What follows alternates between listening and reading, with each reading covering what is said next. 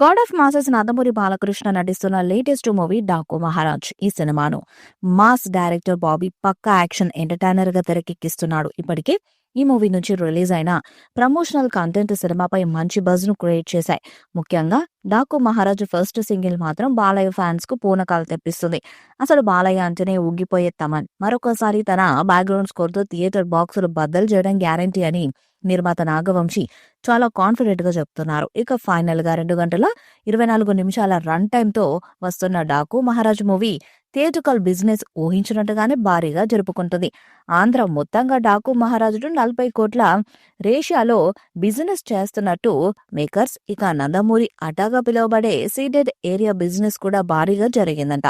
ఇక నైజాంలో ఈ cinema rights ప్రముఖ నిర్మాత దిల్రాజు కొనుగోలు చేశారు. ఓవర్సీస్ లో శ్లోక ఎంటర్టైన్మెంట్స్, రాధాకృష్ణ ఎంటర్టైన్మెంట్స్ సంయుక్తంగా ఈ సినిమాను రిలీజ్ చేస్తున్నారు. బాలయ్య, బాబీ కాంబినేషన్ లో వస్తున్న ఈ మూవీపై ట్రేడ్ లో ఆసక్తికర చర్చ జరుగుతుంది. బాలయ్య గత సినిమాల హైయెస్ట్ కలెక్షన్స్ ను డాకు మహారాజు దాటిస్తుందని లెక్కలు వేస్తున్నారు. ఇక ఈ చిత్రం నుండి 4వ సాంగ్ ని వచ్చే వారం విడుదల చేస్తారని సమాచారం. ఇది కూడా మా సాంగ్ అని తెలుస్తుంది. ఈ పాటకు తమ అదిరిపోయే రేంజ్ లో మ్యూజిక్ ఇచ్చాడట.